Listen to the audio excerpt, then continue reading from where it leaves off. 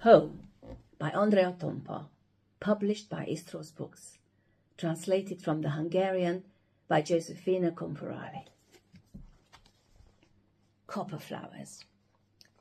The body departs, but hasn't got enough time to actually arrive.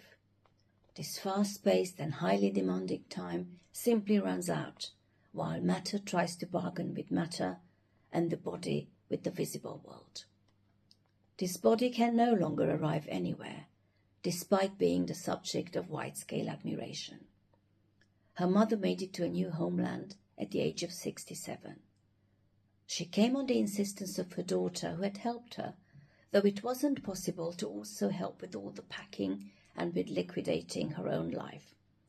Her mother had started packing 10 whole months before they finally loaded those carefully chosen few pieces of furniture, the boxes of books and kitchen utensils onto a van, and on a sunny February day sat her in the car and arranged for her to arrive at the newly decorated 1.5-room flat in a random block on a random estate, from one set of orderly circumstances to another. What's more, this new flat even came with its own cellar. Copper flowers. They call these copper flowers around here, the daughter points out when she visits her mother in the new flat and brings her a bunch of zinnias. Copper flowers. The mother replies in the affirmative, without a hint of interrogation, yet with the indignation of someone caught uttering something absurd or plain stupid, perhaps because of misapprehension. How can people call zinnias copper flowers? This is more of a theatrical outcry, a pretend shock. This is her new voice, adapted for the here and now, the voice of surprise and rejection. She could, of course, continue riffing on this business with the copper flowers, the zinnias that are also known as Turkish buns in the eastern counties.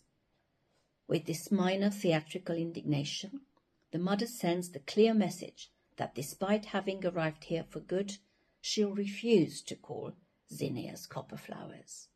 Besides, the water is undrinkable here. Undrinkable, she firmly stresses the syllables. At the class reunion, the Sobol family uses the same theatrical syllabication for undrinkable. It's shocking that city folk just gulp this stuff down. They are their own worst enemies, saying that they have no idea what proper drinking water tastes like. This water here is dead and undrinkable. The parents have been classmates, by the way, Aunt Sobol and her mother. The Sobols use spring water for absolutely everything, even for making soup. And they take a trip to the Holy Spirit spring with their jugs once a week. Now, this is water, proper water, they keep stressing, and always use it for making lamb soup. You must visit us at some point. You will see that this way the soup tastes just like back home, provided you manage to lay hands on some decent meat and veggies. None of these are to be taken for granted, as people aren't familiar with milk-fed lamb and parsnip around here. What's most bizarre, the Sobol family also tells us at the class reunion that tarragon tastes completely different here, and they've just recently realized this. As it turns out, there are 2 kinds. One which is completely useless, as it has no tarragon flavor whatsoever, so you can stick as many as 5 stems in the soup, and it still ends up tasting of nothing. Come visit us, Maria says, then you can sign your books, and we'll prepare some proper homemade lamb soup for you.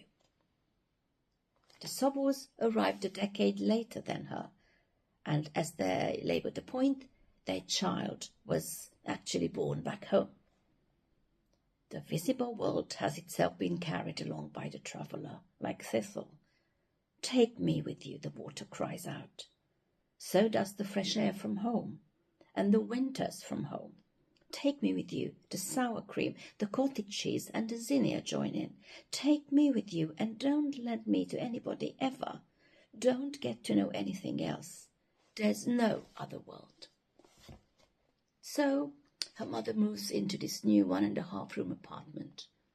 1.5 rooms? She inquired in her newfound voice. Half a room? She asked indignantly when they bought the flat. During her long and hard life of 67 years to date, she has never heard of half rooms. She has, of course, heard of basement rooms, family rooms, box rooms, guest rooms, loft rooms, rental rooms, but no half rooms. The mother wobbles over to this half a room, holding the vase with the copper flowers in her hand, and shouts back at the top of her voice, as if she was trying to draw the attention of the people in the block opposite, that her flat was engulfed in flames and she had to flee. That, what did you say the name of the zinnias were? She hasn't seen any of these flowers at the market, by the way, even though she's had a good look around at all the markets in the borough. They have nothing on sale that she hasn't seen before. Battle cries in a new hostile world. Copper flowers, she says in a colourless voice. Copper flowers, in other words, zinnias, or Turkish buns as they are known in the eastern countries, because of their pom-pom-shaped form. Elsewhere they call them youth and age. They are magnificent flowers, known by 1,000 names, just like any other creation for that matter. Perhaps it was a mistake to buy these flowers, something old and common that her mother would recognize and hence be reminded of the world she'd left behind. It's been nearly 7 years since her mother had moved away from home. Bodies move away, and cells get replaced in this amount of time. Her own body had already replaced its cells many times in this new homeland. Perhaps she had already changed altogether. She has adapted. Perhaps she is no longer the same person who she was when she left. Could she be different at the level of her cells too? How much time would her mother's cells need before this could happen to her? And how about the soul? How much time would the soul require?